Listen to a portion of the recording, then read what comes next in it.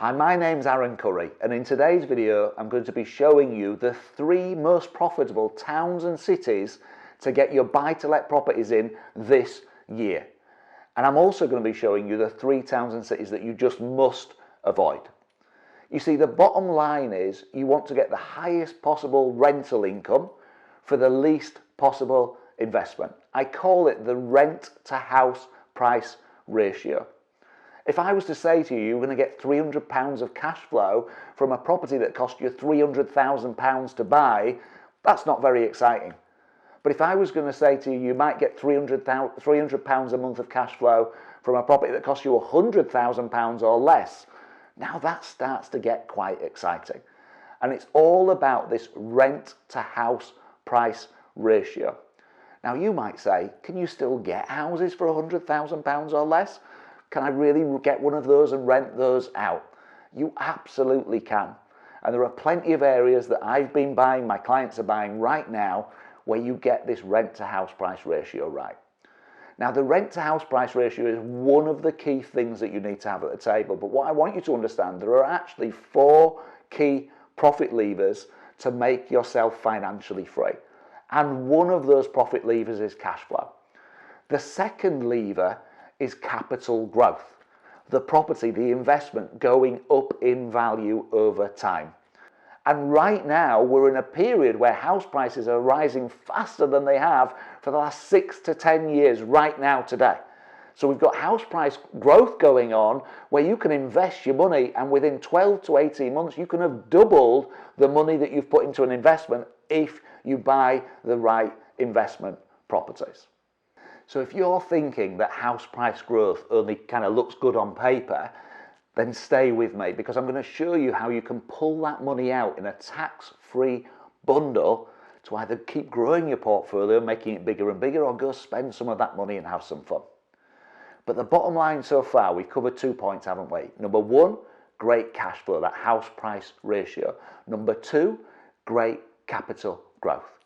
Now you might be saying, that sounds great, but they're hard to find. How do I know it will have great cash flow and great capital growth? I don't have a crystal ball. And if you'd have been with me 21 years ago when I started investing in property, I really didn't have a clue about these things. And that's why my original investing was pretty disastrous. My first 10 properties losing me hundreds of pounds or sometimes thousands of pounds. And you may have even had the same experience, or you may be worried about having that same experience, so you're not moving forward. So I'm going to be covering in this video exactly how you make sure you don't make those mistakes I made at the beginning.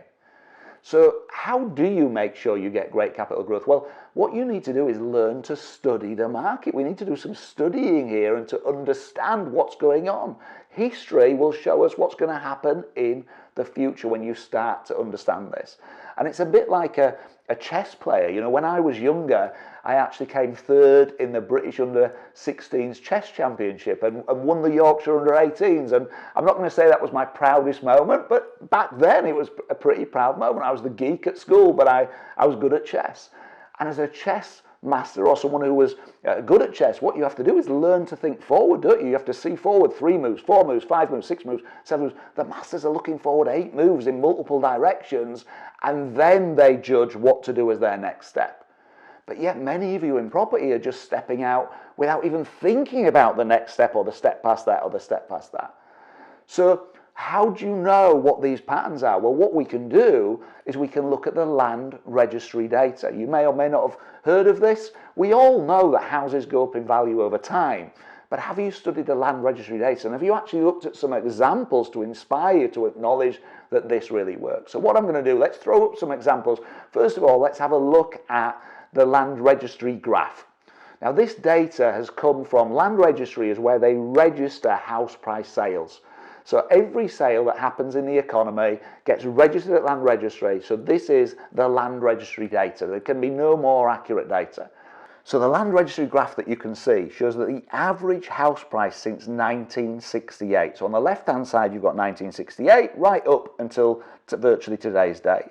And as you can see, the average house price has risen from just £3,595 50 years ago up until £250,000 in today's terms. That is multiple doubling decade after decade after decade after decade after decade. But let me show you the impact of rising house prices and what they can have on your personal wealth when you buy the right houses on the right streets in the right places. Here are some deals that I've bought for my portfolio and also deals that we've bought for our clients over time. The first one I'm going to show you is a property on Wales Beach in Crawley.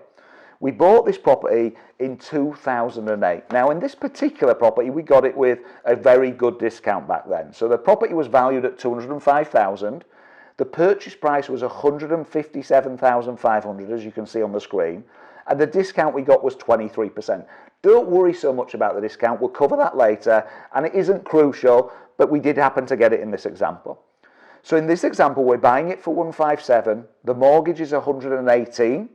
And the money we had to put down to buy the property, deposit, solicitors, etc., was £45,000. Now let's fast forward that exact same property over a 10-year period. Too many people just look at a year or two and then they judge things based on that. Let's look at a 10-year period for this property. What was it worth 10 years later? Well, it was worth £320,000. We're able to go back to the bank and say, hey bank, can we borrow 75% of the new value? And the bank will say, well, as long as you put your rents up every year, you can do that. And you know, I always teach, if you watch my videos before, I teach you to put the rents up 3 to 5% a year. So the mortgage we're now able to get is £240,000, 75% of the new value. That means when we pay the old mortgage off of $118,000, what we borrowed originally, we've been able to release back into our bank account £122,000. Now this property has also made rental profit over that time. Now this particular property was making a profit of £400 a month. I don't want you to plan on that. I want you to plan on 200 and then anything over that's a bonus. But in this example, 400 a month, which is £48,000 over that 10-year period. So bottom line, we've got £170,000 of cash in our bank account, and we've still got £80,000 of equity in the property, a total of £250,000 of cash and equity. You know, if I was in an event room now and I said, who would like one of those, every single hand would spring straight up. Put another way, the return on investment, the money put in, just over a 10-year period on one house, 555% return on investment. You've got 5 to 6 times your money back. Or you've got all your money back out, so the return's now infinite, and you've got £205,000 worth of cash and equity profit, and the property is still yours for the long term. How cool is that? Now that's just one property. Let me show you, I've not just picked out a belter. Let's look next at Bulwell Green in Northampton. So if you look at the picture of this one, this is an ex-council house, end terrace, bought in 2011 for one of our clients, valued at the time at $85,000, purchased for $70,000. So we got a good discount again. Mortgage $52,000.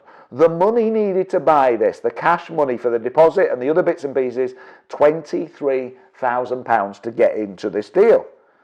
Now this time I'm only going to fast forward 7 years. So 7 years later, this property is worth £140,000. We can refinance it and borrow £105,000, which means we get £53,000 back in our pocket. We pay off the old mortgage and we end up with £53,000 back in our pocket. Now I've assumed in this example that this property only makes £200 a month of profit, because that's roughly what it made, which is £2,400 a year, and when you times that by 7, it's £18,200 of rental profit over the 7-year period. So over the 7-year period, we've got £71,000 back in our pocket, and we've got £35,000 of equity still in the property. That's a total cash and equity of £106,000. Or put another way, all of your original investment back out, so it's now an infinite return for you, and £83,000 of profit already in just 7 years. That's like £12,000 a year of profit from an ex-council house in Northampton. Okay, are you getting this? Or put another way, the ROI there, 462% ROI. If you had the money in the bank, you'd be making 1% per annum. If you were lucky, you're not making that now, are you? Over 7 years, that'd be 7%. If you have the money just sat in equity in your residential house or buy-to-let, it's making you nothing. We've made 462% on one house. Let's look at another example. Kipling Road in Ipswich. Bought in 2012. Valuation, 105,000. Purchase price, 89. Mortgage needed, 66. Money put into this deal, £27,000. Just 7 years later, 2019, valued at £157,000. It's gone up about 50%. We can refinance it and borrow £119,000, which pays off the old mortgage and releases £53,000 into our bank account. On top of that, £200 a month of profit, £2,400 a year over the 7 years, £14,000. So we've got the £53,000, the £14,000. We're on £67,000 in our bank account from this one property. We've still got £38,000 of equity in the property if we were to sell it. Don't sell it, but if you were.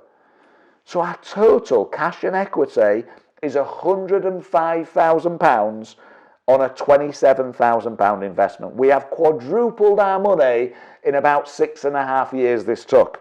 Or put another way, all your money back out and £78,000 of profit. Again, if I was saying to you, who would like one of these? Every single one of you would be putting your hand in the air straight away saying, please, please, please, can I have one of those, please? Now, as you've just seen, time in the market makes you money. You need to be in the market as soon as you possibly can be. Yeah, it's like that Chinese proverb, isn't it? When's the best time to plant a tree? 10 years ago. When's the second best time to plant it? Right now. And it's the same in property. When was the best time to buy a property? 10 years ago. But when's the second best time to buy it? Right now. Right now. We want to be in the market. We want to get the benefits of the cash flow and the capital growth. Now, if you buy the right houses on the right streets, in the right areas, so you get this capital growth. If you buy in one of these three most profitable towns and cities, so you get this cash flow and you get this capital growth, what you're then able to do is use one of the other profit levers, which is the ability to refinance a property and take money back out of it. And you can take that money back out and keep growing your portfolio, but you can also take that money out tax-free. And you can spend it on a holiday, you can spend it on a car, you can spend it, you could quit your job and live off it. This is why people invest in property. This is why people don't want just 1 or 2 or 3 houses. They want 8, 9 or 10, so it can be a life-changing experience. So if we want to make sure we're buying the right houses in the right areas, we need to understand the property market and how it moves, and we need to understand what is growing and when. So what I'm going to do, the best way to show you this is on a flip chart. So let's go to my kitchen where I've got the flip chart set up, and I'll walk you through this step by step so you can read the market and understand how it works. Okay, so let's look at how the UK housing market works and what rises when and how, okay?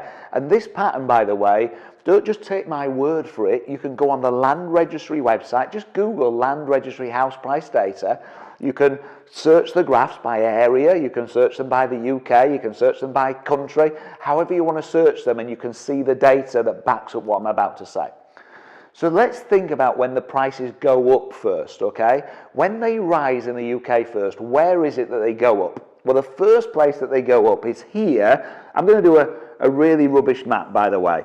So drawing is not one of my skills. Here is England and Wales, I suppose. You've got Scotland up here, Ireland's over here. And where they go up first is London. So when the market's going to go up, London rises first. I'll come back to it, but also when it goes flat, London goes flat first. When it drops, London drops first. So London goes first. Now, what happens next? Well, it washes out. If I call that Area 1, it washes out to the outer metropolitan. So if London goes up this year, the outer metropolitan might go up next year, for example, okay? And then further it will wash out to the southeast, and then we'll start to come down, might come here for now, and then we'll start to come down towards the southwest. And by the time we get into the southwest, it's also creeping up the motorway network, and we might be starting to hit the Midlands here. So what I'm saying is, when London starts to go up, I know that within 2 or 3 years, the Midlands is going to be rising, and so is the Southwest. But it's not going to rise the same year that London starts to rise. Equally, when it starts to fall in London, 2 or 3 years later, Area 4 will be falling. Area 2 might be 6 months or 12 months behind, or 18 months behind. So hopefully that makes sense so far. From there, it washes out even further. So we come up to the M62 corridor here, so Liverpool, Manchester, Leeds, across to Hull, okay? And the south of Wales, I haven't done a very good map of Wales here, but Cardiff, Swansea might start to rise. And then we'll end up in the northwest, the northeast, and kind of the north part of Wales rising later on. And Scotland, by the way, if you're up here in Scotland, you're going to be a 7. It's going to come up even later up here. What this means is that if I have, over time, if London doubles in value, let's say over a 10-year period, and by the way, over the last 90 years, property prices on average have doubled every 8 years. I showed you that graph a little bit earlier on. On average, they've doubled every 8 years. I prefer to be far more cautious than that and assume 15. But let's say London doubled over a 10-year period. It means that Birmingham or Nottingham or Derby will also double over a 10-year period, but they'll just start 3 years later. Newcastle might start 5 or 6 years later, but will still double over a 10-year period. So that's interesting, isn't it? Because that means if this doubles in value here, this will double in value here. So what that means is, whether I've got £1 million worth of property in Newcastle, £1 million in Manchester, £1 million in Birmingham, or £1 million in London, over time, it will go up the same. Now, you might be sat there thinking, this can't be right, Aaron. Why? Where have you been getting your house price data from historically? Most people get it from the newspapers. You read a newspaper article, you live in Newcastle, and it says average house price is up £35,000. Well, that might be 8% in London. Where's the newspapers written?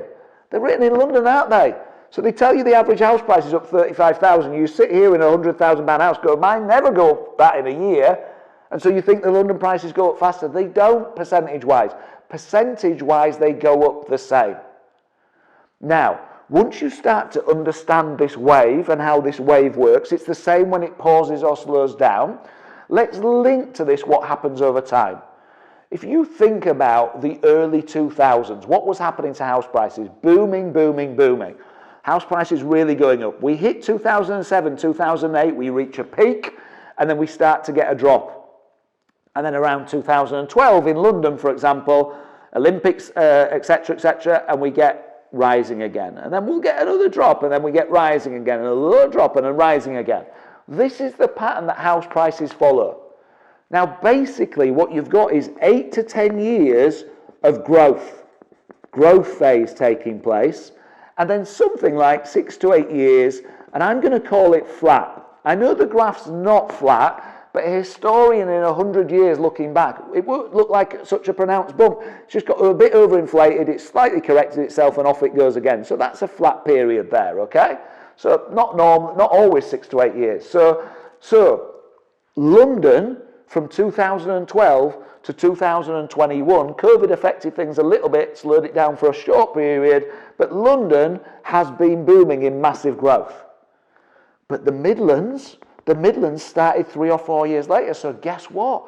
Another 3 or 4 or 5 years of growth still to come. Serious growth, because London has had serious growth in that period. This corridor, Newcastle, 5, 6, 7 years of serious growth to come. That's why you're seeing the boom currently taking place. Yes, people will talk in the newspapers, because who writes the newspapers? Where are they written? They're written in London. So they're writing all about people moving to the countryside. They don't want to live in the city anymore. They want to live in the countryside. London house prices themselves slowing down a little bit. But guess what? They were due to slow down a little bit anyway. Before COVID hit, the market had started slowing in London. It was still going up, but it was going up less vigorously as part of this pattern anyway. I'm not saying people aren't moving to the countryside. They are. But that's a separate piece from up here. This is booming like crazy, partly because of lockdown, partly because of the stamp duty perks, partly because of the 95% mortgages, but it's booming because it was booming anyway. The Midlands, Liverpool, for example, before COVID had 7% growth years. And it's not a surprise to me that we're seeing these growth years now. To finish this piece off, on our done for you service, for example, I have investors come to me who have millions of pounds worth of property in London. And they say, Aaron, we can buy properties ourselves, we know how to buy properties, but we want them in the Midlands and the North because we understand the wave and we want to catch this piece of the wave. So please will you buy us properties up here, even though we could buy them here ourselves, because we want to catch the second half of this wave. So now you start to understand this, you can start to think about where will be the most profitable towns and cities this year. Where's going to give me the best ratio in terms of your rent to house price ratio, and where's going to give me the most capital growth in the coming years, but also long term they all go up the same. So let's catch the coming years as well as the long term as well. So now that you've seen how the house prices work and you've seen where this growth is taking place, let's get stuck in. I want to share with you 3 of the most profitable towns and cities to buy your buy-to-let properties in right now. Now, as part of what we do at the Insight Group, sourcing people over 500 properties each and every year, we know where's going up and we know where to be buying. And there's approximately 30 to 40 houses, about 40 at the moment, on our key list of where we would happily invest our clients' money. Now, I'm going to share 3 of those top ones with you. You could buy in any of those 40, but let's share 3 of the top ones. One of those 3 is Middlesbrough.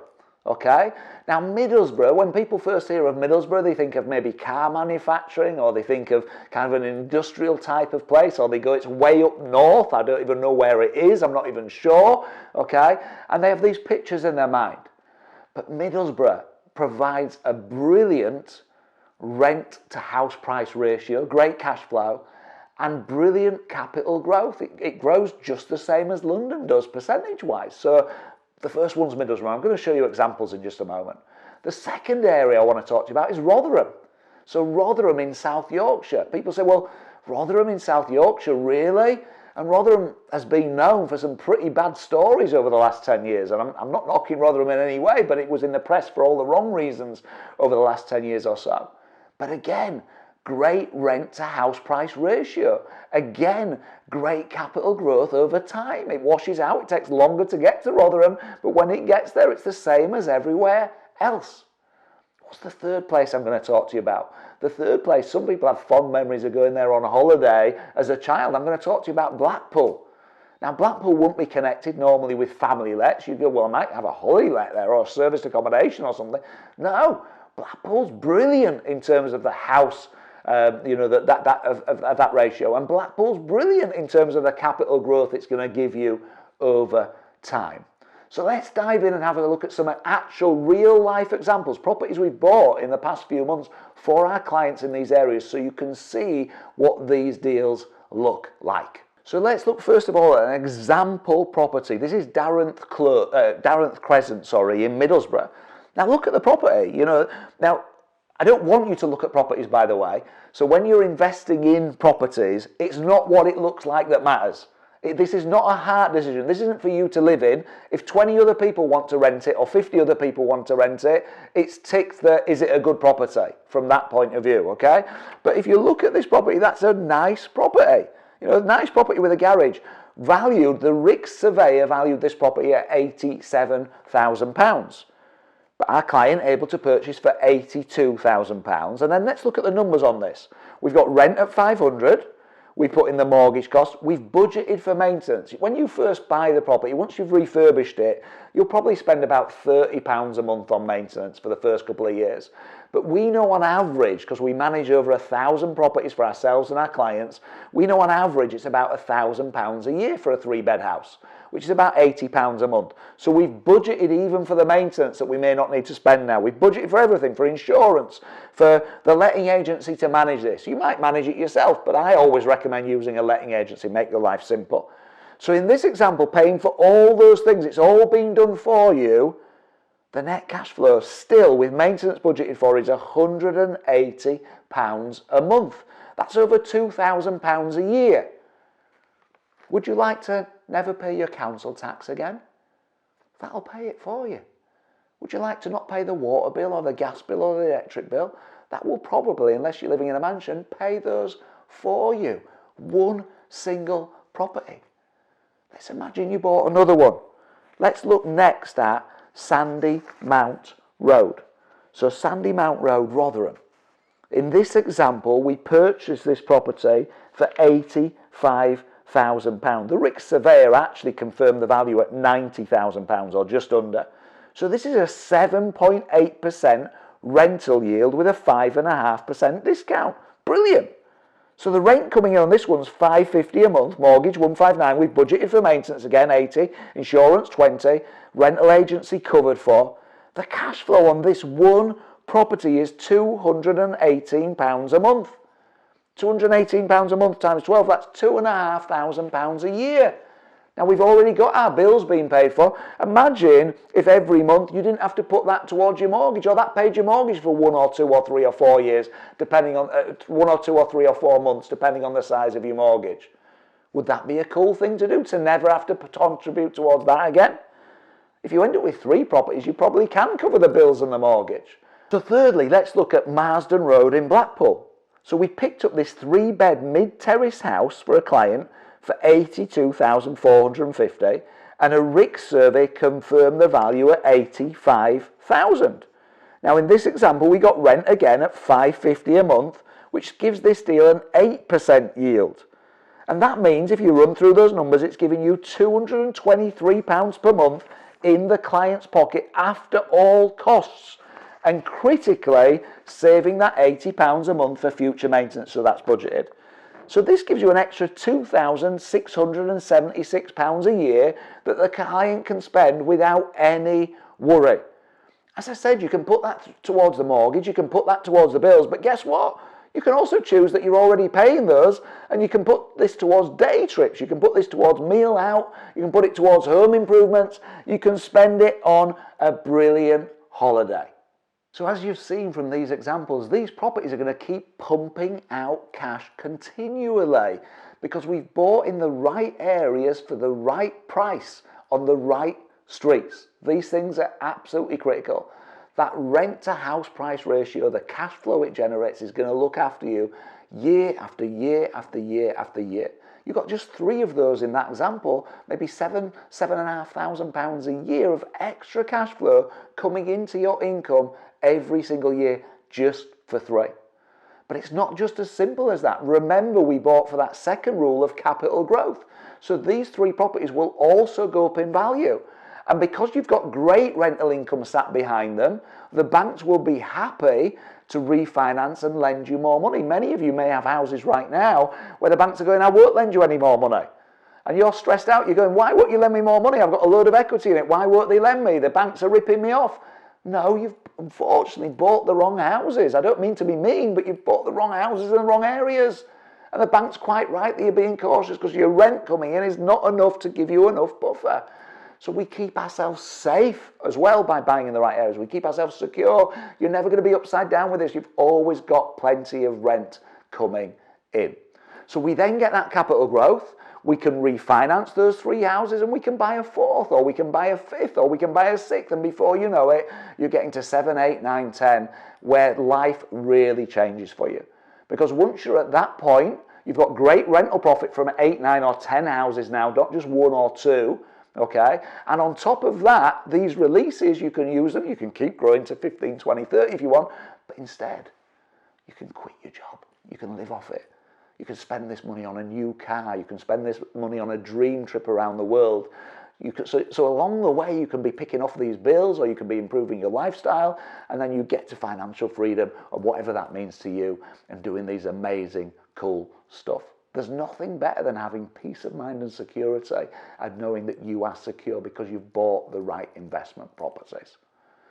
Now let's transition now and look at what are the places to avoid. I said I'm going to tell you where not to invest, okay? And you might be starting to get a feel of this. So, let's look at the first place. Remember right at the beginning of this video, I said, listen, if you're getting £300 a month, but the property cost you £300,000 to invest in it, that's not very exciting. That's not a lot coming in. And that's only 1 property going up in value then instead of 3, etc., etc. So one of the places that I definitely tell you not to invest, you might be surprised, I'm going to say don't invest in York. Do not get buy-to-let properties in York. And people say, Aaron, what are you on about? It's a beautiful cathedral town. You know, if they know it, they go, it's a beautiful. Lots of people have even been there, and it's a beautiful place to be. That's exactly why it's a bad place to invest. Because it's a beautiful, beautiful cathedral town, because people like to live there, guess what? The house prices are up. You buy a house in York, for example, in Yorkshire, you can buy one in York or take the same money and buy two that will give you an extra £5,000 a year in cash flow while you wait for them to go up. And they'll go up the same over time. Remember, they go up the same over time. So you don't want to be investing your money in York. Your rent to house price ratio is not the right ratio. Avoid it. What's the second place that you need to avoid? London. Family lets in London don't work. Now, I know some of you are hurting as I say that, so I'm going to say it again, not to hurt you, but so it lands and so you listen. Family let in London does not work. Do we get great capital growth there? Yes. Are you able to refinance them? No. Why not? Because you don't have the cash flow. You might buy a family let right now in London, and because of today's crazily cheap mortgage rates, it makes you a little bit of profit right now. But what if the mortgage rates went up 1%, 2% or 3%? Would it still make you profit? Have you checked that? And those of you that have properties there already know the answer to that. You know it doesn't work from a cash flow perspective. So do you really want to gamble? Do you want to buy a house and hope that you get the asset growth? And then when you hit that 6 years of relative flat in London, which is coming very soon, and you've got negative cash flow because the mortgage rates have gone up a little bit, do you want to have to pay for your investment every single? That's not an investment. That's a money drain. That's a money pit. So if you're based in London or you're based in many parts of the southeast, you're in the wrong place. You're investing in the wrong place. What's the third area that you absolutely must avoid? Well, rather than give you a specific area, I want to help you with more than this.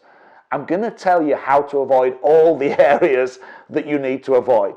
Here's how. When you invest in buy-to-let property, you need to be buying in a certain price range. That investment price range is houses that are valued between £70,000 and £140,000. If the property is more expensive than that or cheaper than that, you need to run a mile. Do not invest in it for family-let properties.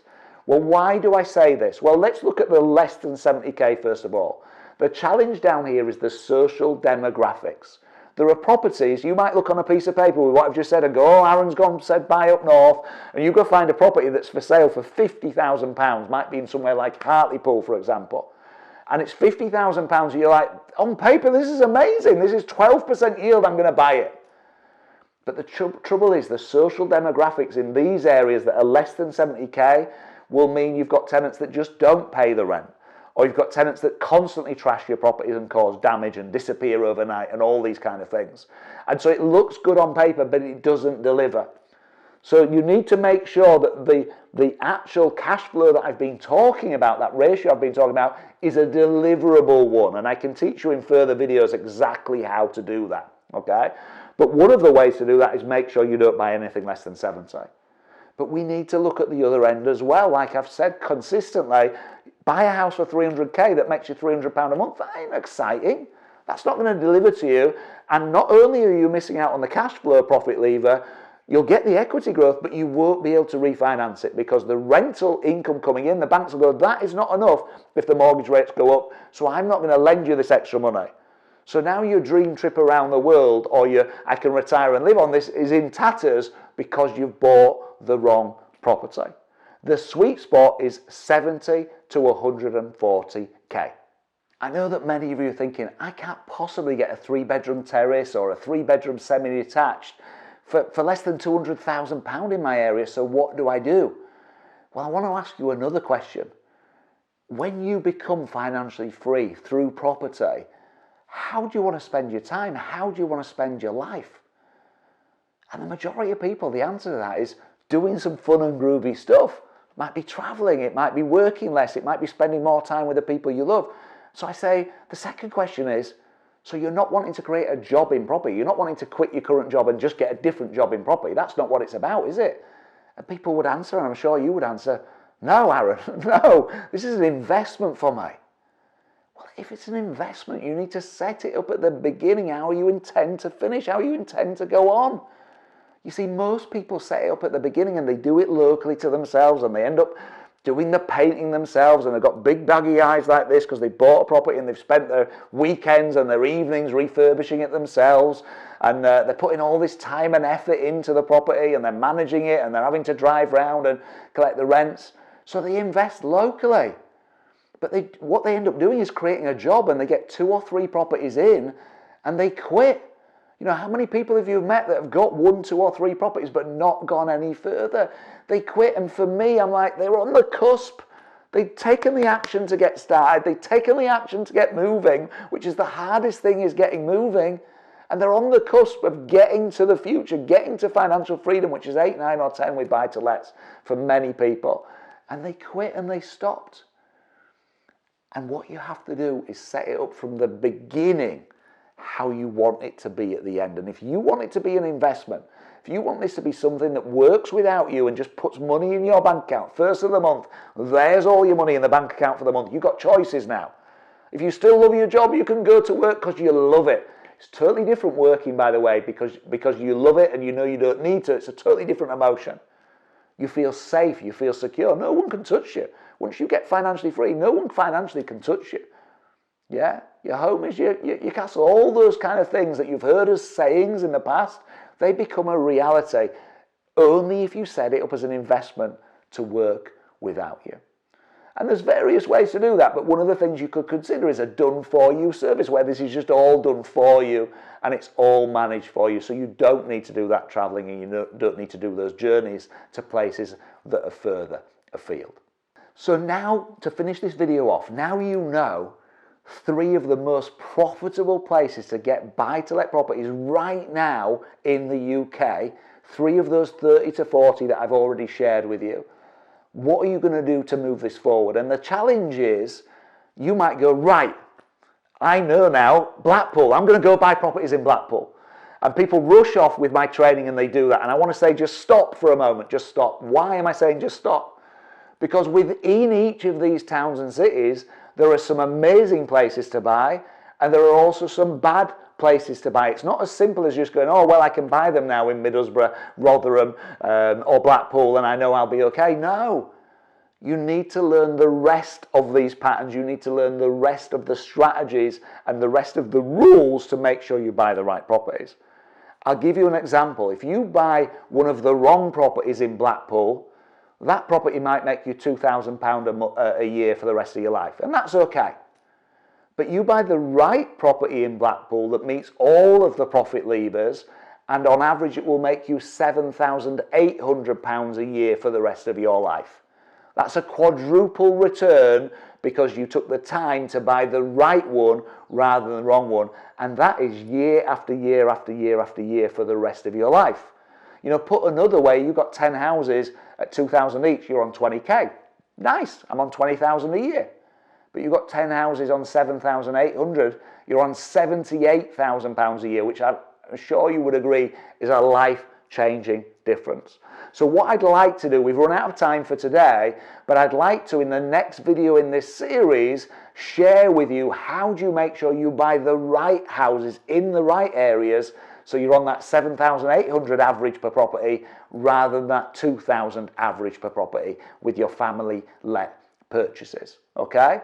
So what I'm going to do in the next couple of days, I'll send you out a new video link and invite you to watch the next video in this series. Watch out for that coming, and in the meantime, invest with knowledge, invest with confidence, create financial freedom. I'll speak to you really soon. Thank you.